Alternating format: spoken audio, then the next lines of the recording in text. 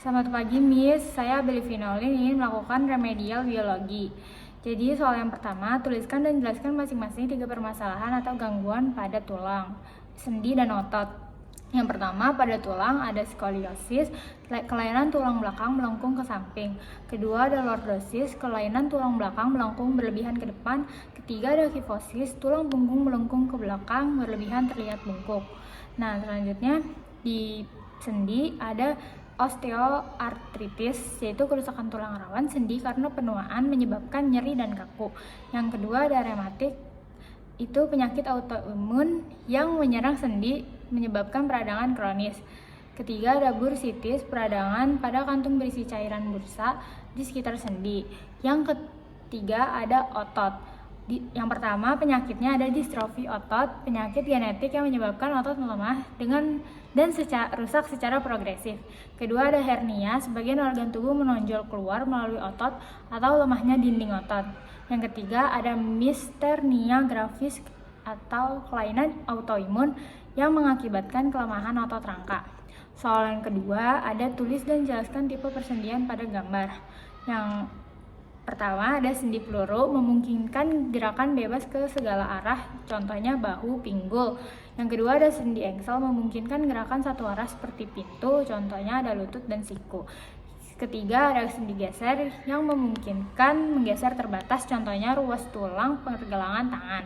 Selanjutnya nomor 4 ada sendi pelana, memungkinkan gerakan kedua arah, contohnya pangkal ibu jari. Soal ketiga ada jelaskan proses pembentukan tulang mulai dari janin hingga dewasa. Pada janin, kerangka awal terbentuk pada jaringan tulang rawan kartilago yang lentur. Seiring pertumbuhan kartilago mengalami osifikasi, yaitu pengendapan mineral kalsium dan fosfat. Sel osteoblas membentuk tulang baru, sementara osteoklas merombak tulang lama untuk penyesuaian. Pada anak-anak pertumbuhan panjang, tulang terjadi di daerah epifisis atau lempeng pertumbuhan. Pada masa remaja, hormon pertumbuhan mempercepat pemanjangan tulang. Saat dewasa, lempeng epifisis menutup, tulang berhenti bertambah panjang, hanya bertambah padat dan kuat. Selanjutnya soal keempat yaitu bagaimana mekanisme fraksionasi sel. Nah, fraksionasi sel itu adalah teknik biokimia yang memisahkan organel agar didapat secara teliti.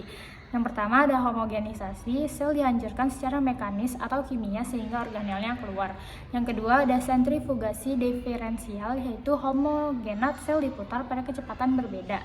Kecepatan rendah, inti sel mengendap. Kecepatan yang sedang, mitokondria, lisosom, dan peroksisom mengendap. Terus kecepatan tinggi, ribosom dan fragmen retikulum endoplasma terpisah.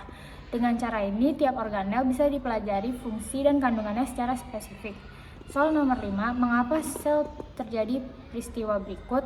Yang pertama ada turgid, sel tumbuhan di larutan hipotonis, air masuk ke dalam sel, vakuola membesar, sel menjadi kaku atau tegang, tetapi tidak pecah karena ada dinding sel. Yang kedua ada plasmolisis, sel tumbuhan di larutan hipertonis, air keluar dari sel, sitoplasma menyusut membran plasma terlepas dari dinding sel. Yang ketiga ada krenasi, sel hewan di larutan hipertonis, air keluar dari sel menyusut dan berkeriput.